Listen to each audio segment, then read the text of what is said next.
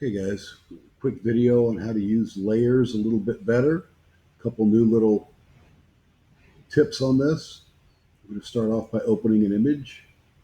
It's going to be this cactus picture. You guys, it's on your Weebly page, so you can just save it to your computer, then open it up in Pixlr. First thing we're going to try to do is copy one of these cactuses and then replicate it. And there's a couple different ways you can do it. If the magic wand would fully capture it and only have the cactus, that would be one way to kind of outline it to copy it. But since it doesn't, since the magic wand is also selecting other areas we don't want, that's probably not the best way. Another thing we could probably do, we could hit Control D to deselect. We could use the lasso tool, and I'm just going to zoom in a little bit using Control Plus. I'm old and my eyes aren't very good. We're going to use this lasso tool, and that's something else we could do is click, hold the click button in. And guys, I would suggest you use a mouse when you're using digital stuff. If you don't have one, it would be well worth it to get one. They're like $9, and you could copy this whole thing, but it's very difficult to stay exactly on the track that you're trying to copy with this, and you end up kind of getting off a lot of the time. I could go all the way around this thing, but again, it's not very accurate. You miss it. So where I started, and I'd have this shape that I could copy and then paste. Another option is, let me go ahead and deselect this, Control D. If you look up here after I select the lasso, I have some more options. One is this magnetic tool.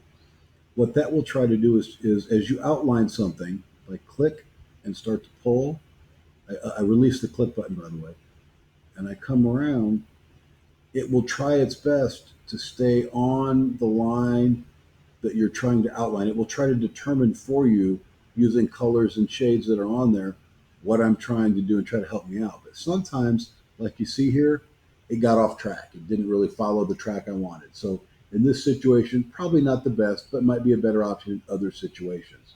So I can double click to end it and Control D, deselect, and let's try another option. We're going to go with the polygon tool. This is probably the best for this particular application. I click, and now I just pull. I let go of it after I clicked it. And anytime I want to put another, change my angle, like going around a corner, I click again each time, and it just keeps connecting my little dots that it's almost like doing a dot to dot. Connect the dot image. And the more accurate I want to be, if I'm doing this and I can't see well, I can go back and blow it up while I'm doing it using Control Plus, the keyboard command. That's fine. So here's where I ended up. Go to the corner and click. There's a nice straight line. I can click, click, click, click to go around the corner. Click, click, click. Nice straight line down to here.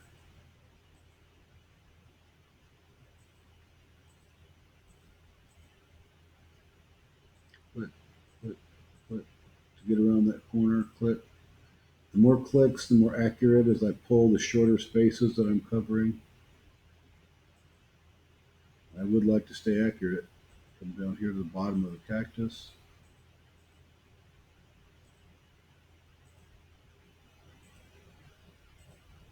And when I reach my starting point, it will just kind of all highlight like a shape like that. That's probably the best thing to do. Now, just to copy and paste it. Edit, copy, edit, paste. And as you'll see, it added in as a new layer. If I click off this checkbox so I can't see the background anymore, that's what I've just made. Okay.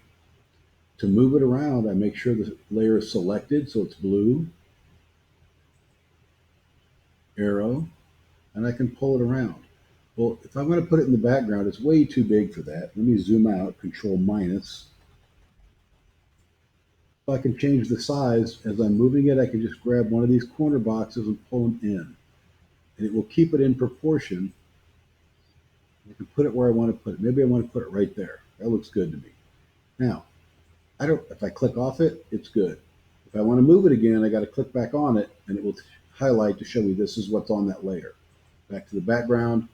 Now I can't really move it unless it's selected. Background layer only deals with the background, and you'll notice the background layer is locked by default.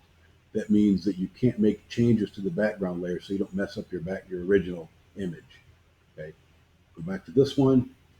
And now I can edit my layer with the cactus on it. Now I don't have to go through all that again to make another cactus. I'm just going to go edit, copy. It's going to copy what's selected, which is this cactus. Edit, paste.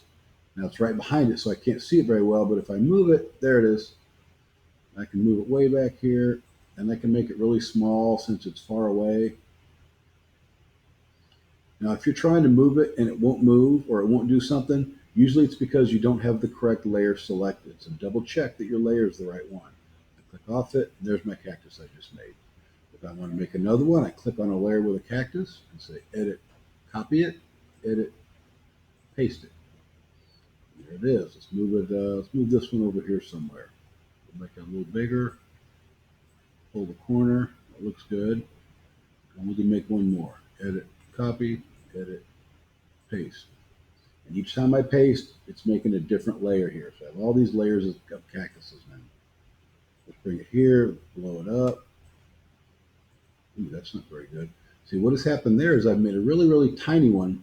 It's hard to blow up a really tiny one. It gets pixelated like that. So we'll go ahead and we'll delete that. I don't want that one. I'm just going to hit the delete button. Let's go back to the first one I made. It's a little bit bigger. There we go. Edit, copy, edit, paste. If you make things that are small, it's hard to blow them up bigger. If you make things that are big, it's pretty easy to make them smaller. We'll go right there. Okay, so I've added 1, 2, 3, 4 cactuses, and that's good. Now I'm going to add some text. I'm going to click my text button. And I'm going to come up here and click where I want it. You want to add new text layer? Yes. I'm just going to call this Cactus Assignment.